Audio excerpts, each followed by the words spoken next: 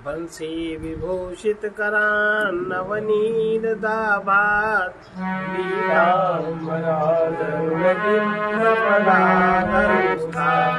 पूर्णे सुंदर मुखादर परम किमपि तत्त्वमहं न जाने। हम लोगों ने कल 5 कोश सुने। नंबर 1 अन्नमय कोश, जो ये बाहर दिखाई देता है ढांचा, ये अन्नमय कोश कहलाता है। इसके अंदर नसों में जो प्राण का प्रवाह है, 5 प्रकार के प्राण है। मुख्य प्राण शक्ति है, ये प्राणमय कोश कहलाता है। और मनोमय कोश उसके अंदर है। मनोमय कोश और 5 ज्ञानेंद्रियां, प्राणमय कोश और 5 कर्मेंद्रियां, प्राणमय कोश और बुद्धि और 5 ज्ञानेंद्रियां, विज्ञानमय कोश। और फिर आखिरी है आनंदमय कोश। आनंदमय कोश क्या है?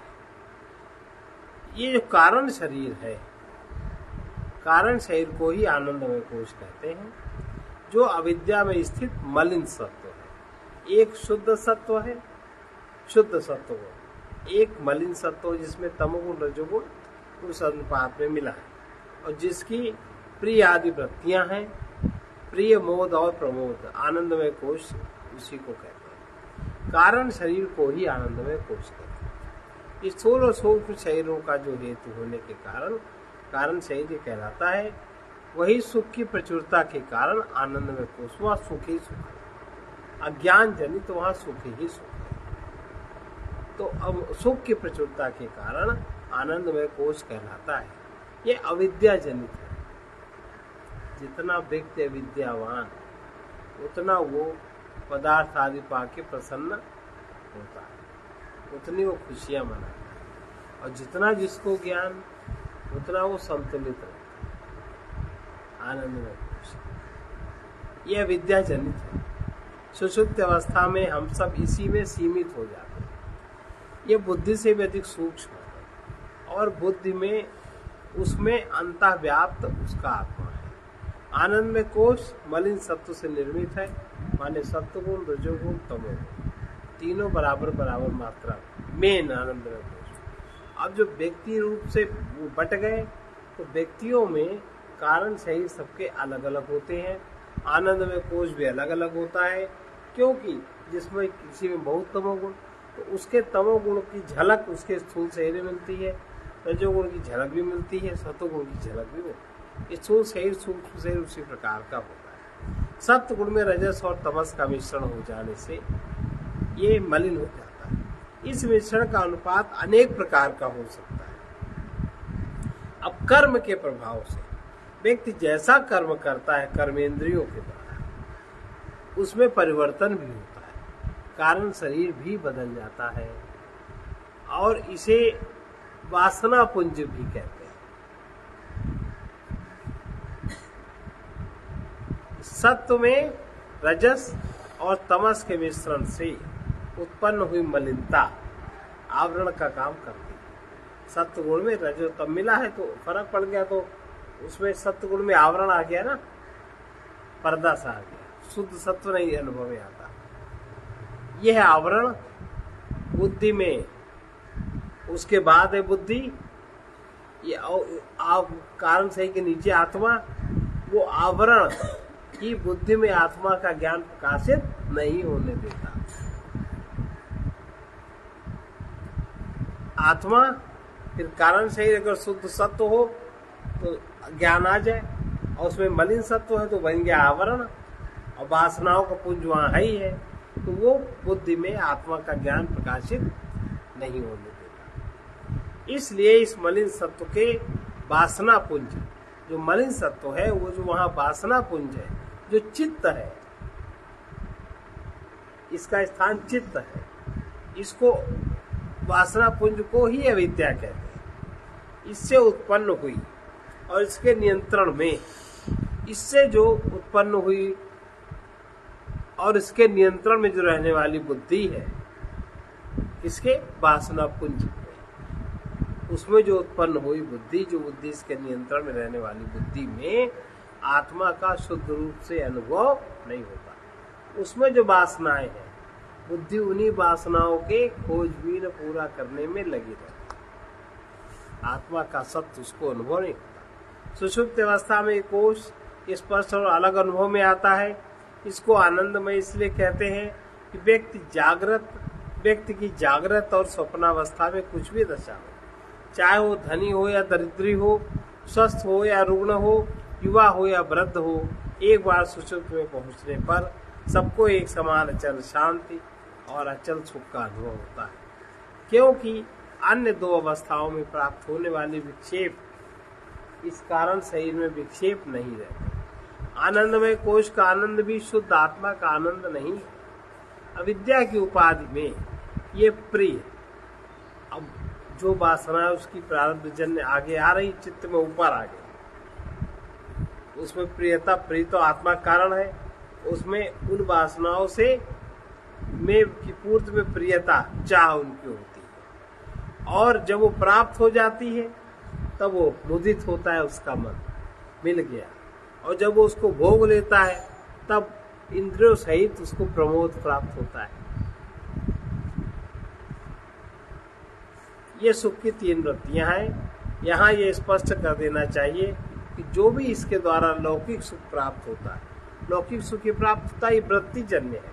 अगर आनंदमय शरीर में वृत्ति उत्पन्न ना हो, और वृत्ति वही उत्पन्न होगी जो उसमें आपने रखा है, जो उसमें संस्कार है, जो बची हुई वासना है, जो महक पिछले आपके कर्मों की, वासना माने महक, जो बस रहा है चित्त में बस रहा है, उससे चित्त भरा है, वो सुख लौकिक सुख है। लौकिक माने जो बाह्य पदार्थ से, इंद्रियों से, मन के द्वारा जो भोगा जाता है, वो सुख वृत्ति जन्य है। और आत्मा का सुख निर्वृत्ति है, उसमें कोई वृत्ति नहीं रहती। प्रिय वृत्ति क्या है? संस्कार हमारे सामने आया, प्रिय वृत्ति अप्राप्त वस्तु का स्मरण, जो हमारे में संस्कार है, कुछ चाहिए, मन में आ गया, मन में आकार बन गया, ये चाहिए।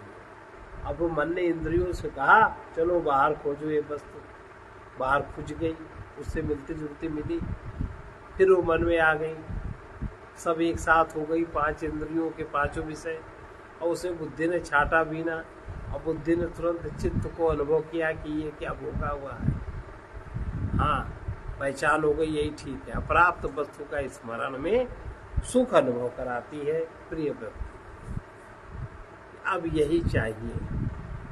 उस वस्तु के प्राप्त होने पर जो सुख होता है, वस्तु प्राप्त हो गई, पहले अप्राप्त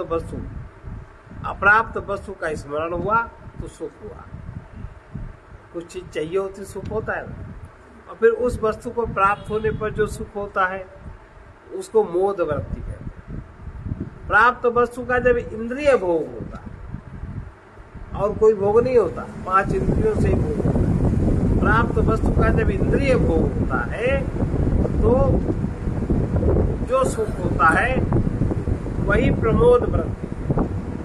इंद्रिय प्राप्त वस्तु का जब इंद्रिय भोग होने से, इंद्रिय का ही तो जो पदार्थ बाहर से प्राप्त है उसका इंद्रिय से तो भोग होगा, शब्द का भोग होगा, स्पर्श का भोग होगा, रूप का भोग होगा, रस का गंध का भोग होगा, पांच भोग के अलावा और को ही नहीं छटा। तब उसको इंद्रिय भोग होने पर जो सुख होता है उसको प्रमोद वृत्ति कहते हैं। बुद्धि में उत्पन्न होने वाली ये वृत्तियां, जो वृत्तियां कहाँ उत्पन्न होती है? बुद्धि में। बुद्धि से आती है मन में। ये वृत्तियां ही आनंदमय कोश, ये पांच कोश।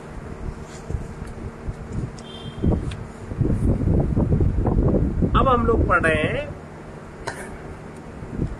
तत्वबोध का अगला चैप्टर, आत्मा।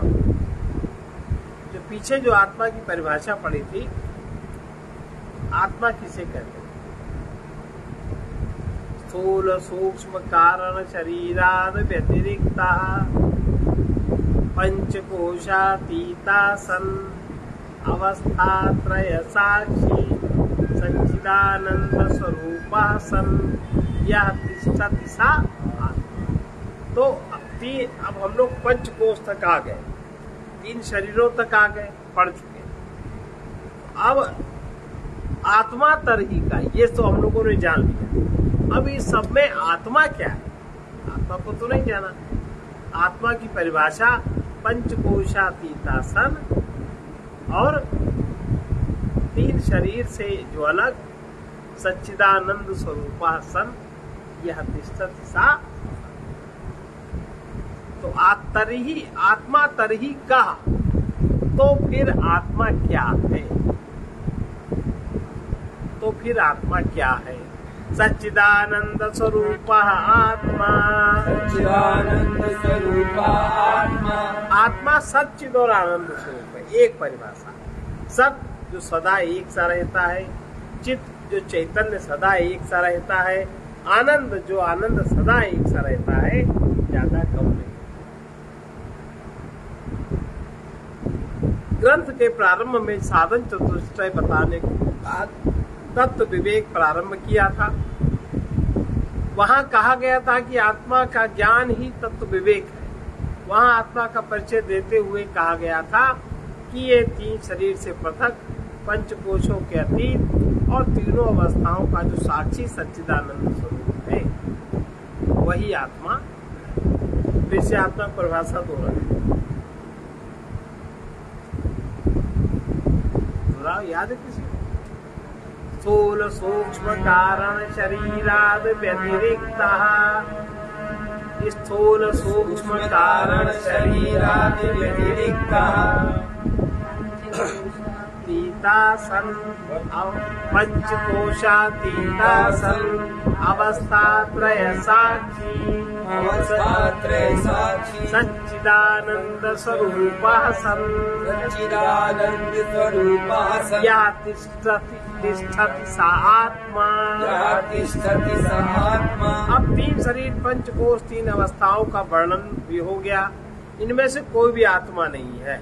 आत्मा तो सच्चिदानंद स्वरूप है। अब आत्मा के इन्हीं लक्षणों को हम लोग सुनेंगे। सत किम, सत क्या है?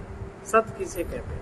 कालत्रये तिष्ठति सत, कालत्रये तिष्ठति सत। सत क्या है? सत वो है जो तीनों काल में रहे, एक सा रहे। विवेक वो बुद्धि है जिससे सत और असत का भेद ज्ञात होता है। आत्मा सत्स्वरूप है, इसके ज्ञान के हेतु विवेक होना अनिवार्य है। आत्मा सत्स्वरूप किस प्रकार है ये विवेक होना चाहिए। इसलिए साधन चतुष्टय में विवेक की आवश्यकता सबसे पहले क्या? नित्यानित्य वस्तु विवेक। और विवेक बुद्धि से हम सत्य का लक्षण समझ सकते हैं। कुछ लोग जागृत अवस्था में दिखाई देने वाली या इंद्रियों से अनुभव में आने वाली वस्तुओं को ही सत्य समझते हैं। ये मिथ्या धारणा। दिखाई तो स्वप्न भी देता है, दिखाई तो आकाश भी नीला दिखाई देता है और गोल दिखाई देता है। मरुस्थल में भी पानी दिखाई देता है। जादूगर के द्वारा निर्मित हाथी घोड़े भी दिखाई देते हैं, सब दिखाई देते हैं आपको, किंतु ये कुछ भी सत्य नहीं है। तो जागृत अवस्था में इंद्रियों से अनुभव में आने वाली वस्तुओं को सत्य क्यों समझा? ये भी इंद्रियों से अनुभव में आ रहे हैं, किंतु ये कोई भी सत्य नहीं है, ये हम सब जानते हैं। इनका मिथ्यात्व तो इसी से सिद्ध है कि स्वप्न आदि में जो कुछ दिखाई देता है वो उसके होने और उसके पहले और बाद में नहीं रहता। स्वप्न में जो हम देखते हैं वो उसके पहले, स्वप्न के पहले, स्वप्न के बाद नहीं रहता। जागृत अवस्था में भी जो हम देखते हैं वो जागृत अवस्था में देखने से पहले और उसके बाद नहीं रहता। कह दो रहे तो हम तो शरीर है, 1 मिनट पहले जिस शरीर का अनुभव किया कि वही शरीर है। कितने परिवर्तन हो गए। अब हमारी आंखें नहीं देख नहीं पाते तो क्या किया जाए?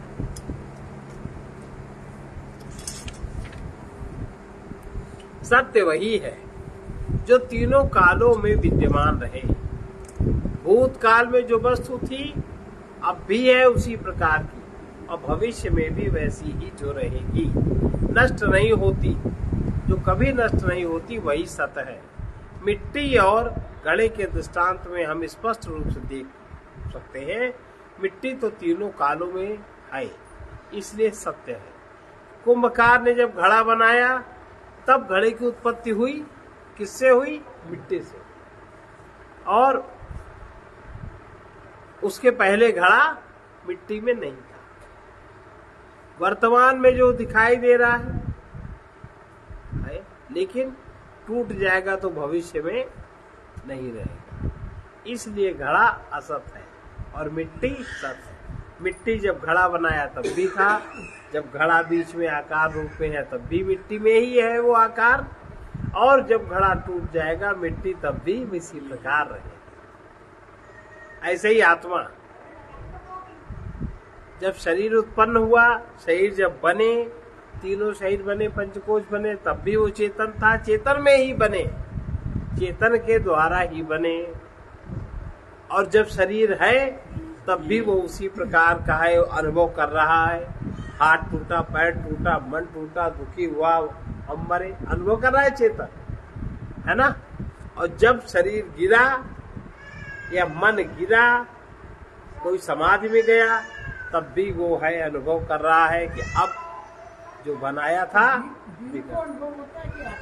आत्मा, उसको जीव माने अहंकार, तो अहंकार भी तो दिखाई पड़ता है।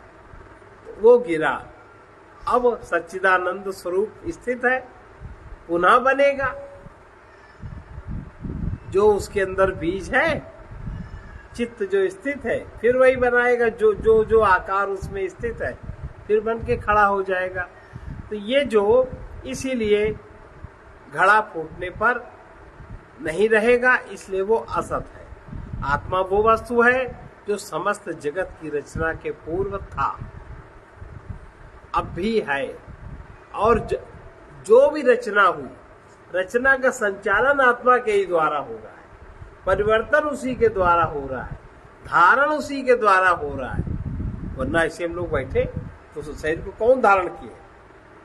अभी अभी चेतना का संबंध विच्छेद या शरीर ऐसे बैठा रहेगा, धारण उसी के द्वारा हो रहा है। और जैसी स्थिति वो चाहता है वैसी स्थिति निर्मित कर लेता है। आत्मा वो वस्तु है जो समस्त जगत की रचना के पूर्व थी, अब भी है, और जगत के नष्ट होने पर भी वो विद्यमान रहेगी। अपने आप में भी अनुभव से हम देख सकते हैं, तीनों शरीर और तीनों अवस्थाएं हमारे सामने बदल जाती हैं। स्थूल शरीर में जब होते हैं तो जागृत अवस्था में होते हैं, सूक्ष्म शरीर में होते हैं तो स्वप्न अवस्था में होते हैं, जब हम कारण शरीर में होते हैं सुषुप्ति अवस्था में होते हैं, फिर कारण से लौटते हैं स्वप्न में, सूक्ष्म देह में, और फिर सूक्ष्म से आते हैं स्थूल में। प्रारब्ध फिर से लौटा लाता है, प्रारब्ध फिर से ले आता है। वो सदा विद्यमान, अपने आप में भी अनुभव से देखा जा सकता है। तीनों शरीर, तीनों अवस्थाएं बदल रही हैं, वे सदा विद्यमान नहीं मिलती, किंतु उनको जानने वाला, उनका ज्ञाता, हम स्वयं सदा विद्यमान रहते हैं।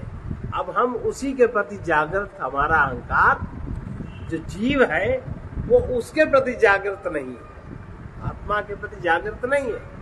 जीव विषय भोग के प्रति जागृत, कोष तक वो जागृत है, आनंद में कोष तक, बस उसको मजा आना चाहिए, चाहे स्वप्न में मजा आवे चाहे जागृत में आवे, जीव बस उतना ही है जो बस मजा लेता है।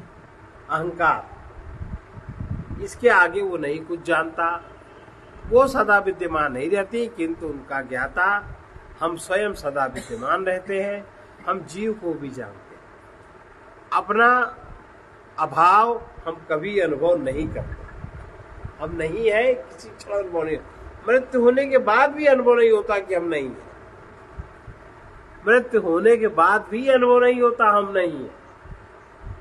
यहाँ के लोग कहते हैं कि अब वो नहीं है, मतलब वो यहाँ नहीं है, यहाँ वो जिस पर बैठे थे, जिस नाव पर, वो नाव गई, तो आप कैसे अनुभव करोगे उनको? अब ये तो हो गया सत किम। अब चित किम, चित माने चैतन्य क्या है? चित माने ज्ञान स्वरूप, अपने होने का ज्ञान है, सारी वस्तुओं का ज्ञान है, सब हम सबसे भिन्न ज्ञान है कि नहीं? अगर ज्ञान न हो, हमारे मन में ऐसा हुआ, हमारी बुद्धि ये सोचती है, हमारा हाथ, हमारा पैर सब हमारा है, ये अज्ञान। चित्त क्या है?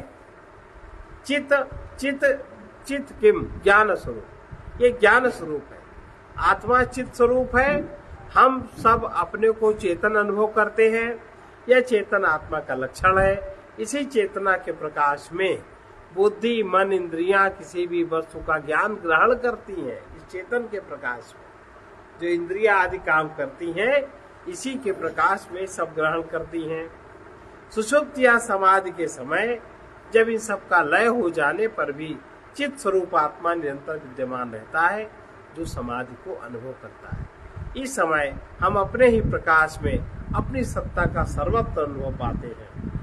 यह चेतना ही सत है और सत ही चित स्वरूप है। आनंद कहा सुख स्वरूप। आनंद क्या है? वो सुख स्वरूप है। आनंद आत्मा सुख स्वरूप है। अपनी ही चेतना से अपने निरपेक्ष सुख का अनुभव होता है, अपने होनेपन का अनुभव होता है, वही निरपेक्ष सुख है। उसमें ना तो किसी विषय का सहयोग, ना किसी व्यक्ति का सहयोग, ना किसी स्मृति का सहयोग, केवल हम हैं, यही आनंद की स्थिति है। इतना ही स्मरण रहे कि हमारा होना ही आनंद स्वरूप में स्थिति है। अपनी ही चेतना से हमें अपने निरपेक्ष सुख का अनुभव होता है। आत्मा नित्य है, इसलिए ये सुख भी नित्य है। मन में अनुभव होने वाला विषयों का सुख भी वस्तुतः आत्मा का सुख ही है। किसी विषय की प्राप्ति से मन में जो क्षणिक शांति का अनुभव होता है, वो आत्मा की ही शांति की झलक है। भ्रम के कारण हम उसे विषय का सुख समझने लगते हैं, वरना विषय तो विषय है, कहाँ सुखी। हम जब उससे जुड़ते हैं तो हम मन में बैठ करके मन ये मान लेता है, क्योंकि मन में जो संस्कार है वही संस्कार बाहर है। उनका जहाँ जोड़ मिला, कुछ क्षण स्थिर हुआ, जीव कुछ क्षण स्थिर हुआ, उस स्थिरता को सुख मान लेता है कि वो विषय से मिला। शून्यता, और फिर उस शून्यता में चला जाता है, जीव फिर शून्यता में चला जाता है। और कोई भी विषय का अनुभव ऐसा नहीं होता जिसमें अपनी शक्ति का क्षय न हो। अपनी शक्ति का क्षरण हर विषय सुख में होता है, और आत्मा आनंद में अपनी शक्ति का संचय होता है। ब्रह्म के कारण हम उसे विषय का सुख समझते हैं। पंच कोशों का आवरण हटने पर आत्मा की नित्यता, चेतना और सुख स्पष्ट रूप से हमें अनुभव होने लगता है। एवं सच्चिदानंद स्वरूपम स्वात्मानं विजानीयात्। इस प्रकार अभी तक जो हम लोगों ने सुना, सच्चिद और आनंद स्वरूप आत्मा अपने को जानना चाहिए, वो हम ही हैं। अब जब अपने को जानेंगे तो हम, जब तक सारा ये देह प्रपंच है, तब तक हम उसको साक्षी की तरह अनुभव करेंगे, और जब ये सब नहीं होगा उसके सामने, तब हम उसको आत्मा की तरह अनुभव करेंगे, और जब हम और विस्तृत होंगे तब हम उसको ब्रह्म की तरह अनुभव करेंगे। जहाँ अपने होने का बोध भी न रहा जागृत में, हम उसी मय हो गए, तब हम अपने को ब्रह्म अनुभव करेंगे। आत्मा का अर्थ है मैं स्वयं, जो अपने से पृथक नहीं है, अपना ही स्वरूप है, वो आत्मा है। आत्मा के लक्षण मेरे लक्षण है। मैं स्वयं सत, चित और आनंद स्वरूप हूँ। शरीर मन बुद्धि अनात्मा है, उनके आवरण में हम स्वयं अपने को नहीं देख रहे हैं। आचार्य का आदेश है कि इन आवरणों को हटाकर अपने को जानने का प्रयास करना चाहिए।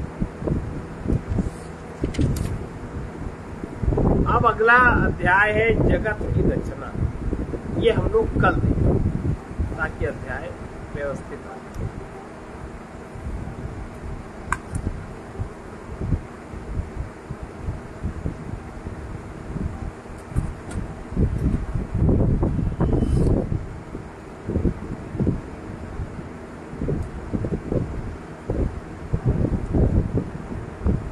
अब स्पष्ट हुआ आत्मा और जगत का सुख।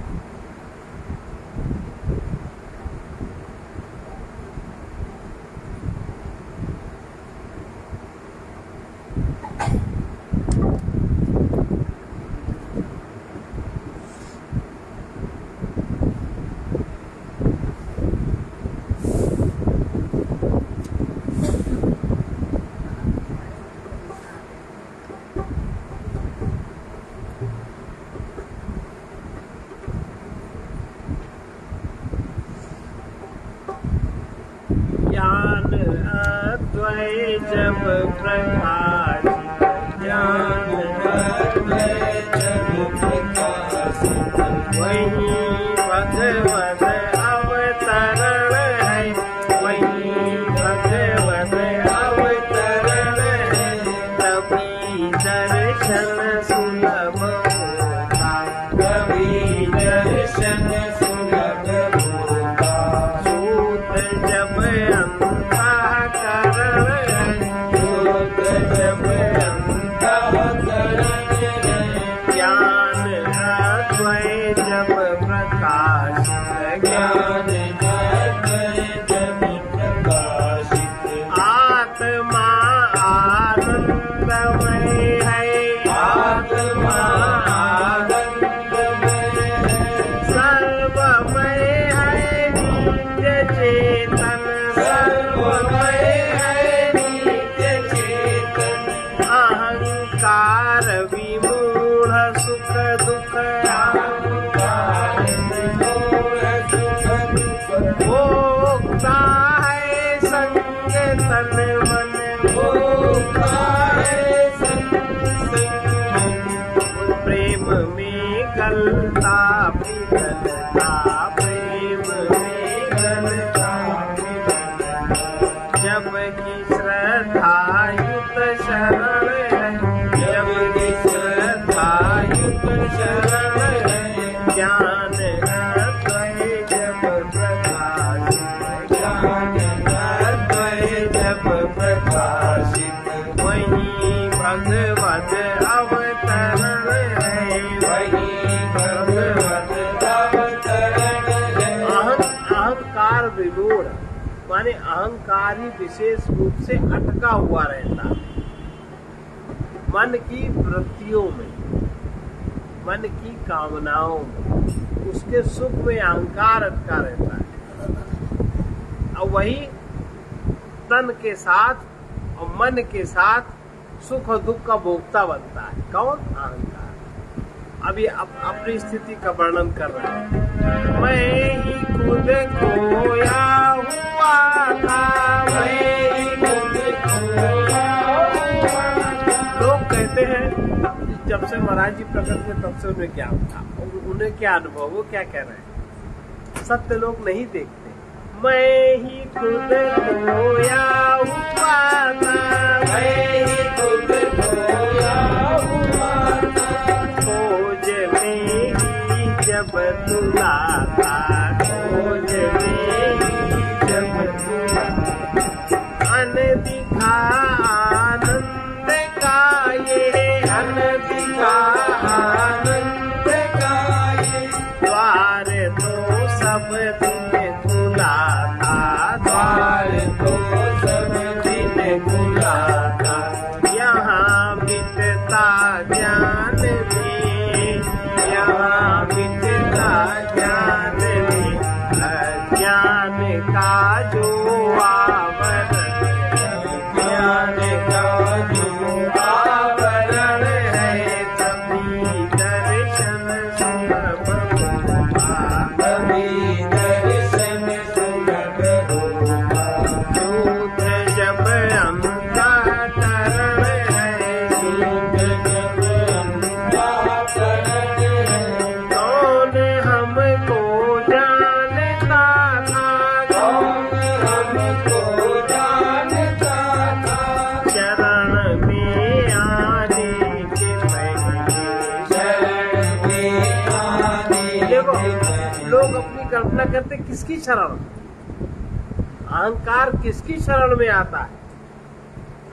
यहाँ तो नहीं लिखा कि गुरुदेव की शरण की, फलाने की, ठिकाने की, नहीं लिखा ना। अब इसके ऊपर की जो लाइन है उसकी शरण, माने दिखा आनंद का ये द्वार तो सब दिन खुला था, है ना। और यहाँ मिटता ज्ञान में अज्ञान का जो आवरण है, सच्चिदानंद स्वरूप आत्मा, आत्मा की शरण, बोध, उस बोध की शरण जब अहंकार आया, ये बात है इसमें। क्या है? यहाँ मिटता ज्ञान में, यहाँ मिटता ज्ञान में अज्ञान का जो आवरण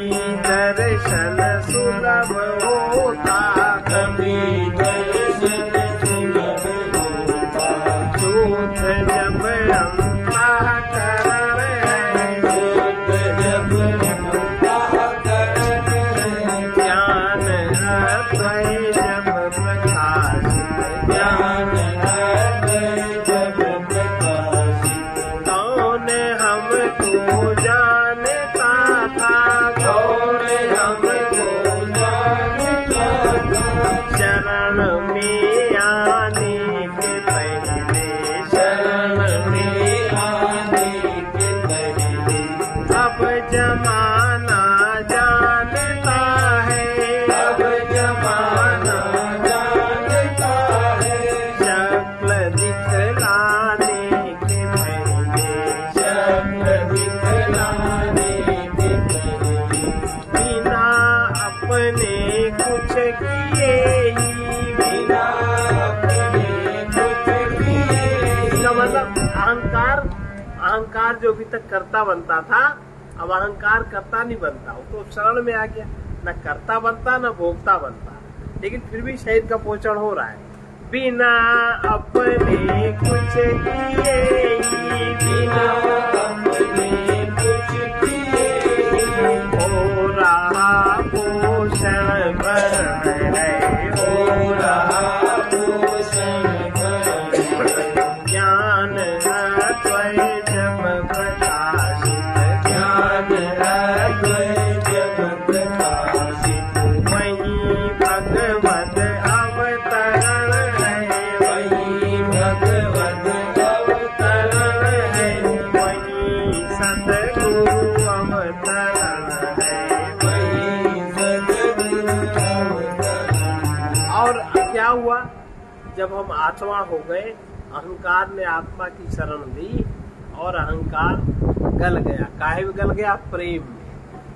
अहंकार की जगह श्रद्धा हो गई, अहंकार के विचार की जगह जो वो विचार करता था उस जगह श्रद्धा हो गई, संशय सब समाप्त हो गए। अब क्या हो गया?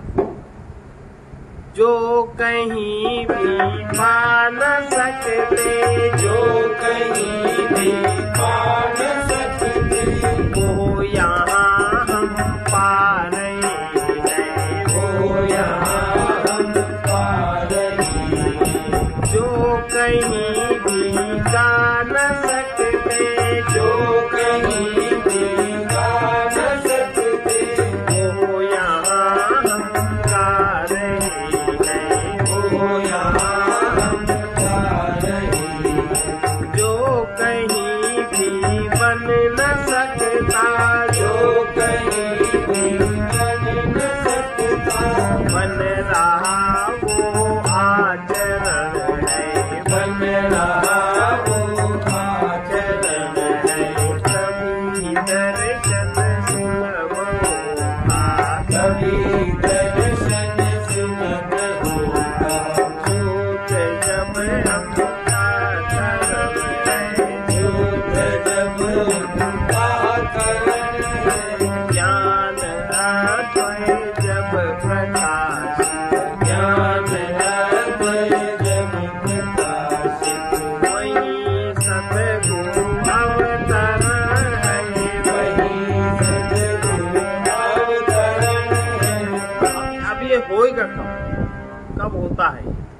जब कभी ममता मिटे तब, जब कभी ममता मिटे तब, अहं के आकार टूटे, अहं के आकार टूटे, इसी को तो मुक्ति कहते, इसी को तो मुक्ति कहते, मान्यता के बंध टूटे, मान्यता के बंध टूटे, यही परम स्वतंत्रता है, यही परम स्वतंत्रता है, यही ज्ञानामृत ज्ञान है, यही ज्ञानामृत ज्ञान है। प्रेम में गलता पिघलता, प्रेम में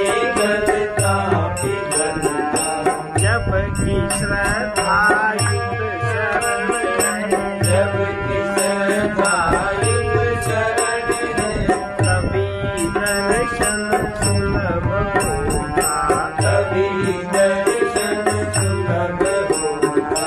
सूत्र जब अंतःकरण है, सूत्र जब अंतःकरण है, यहाँ आने पर ही जाना, यहाँ आने पर ही जाना, कहीं कुछ पाना नहीं है, कहीं कुछ पाना नहीं है। स्वयं में ही प्राप्त प्रभु है, स्वयं में ही प्राप्त प्रभु है, अब कहीं जाना नहीं है, अब कहीं जाना नहीं। पथिक का विश्राम धाम, पथिक का विश्राम धाम, स्वज्ञान ही सब दुख हरण है, ज्ञान ही सब दुख हरण है।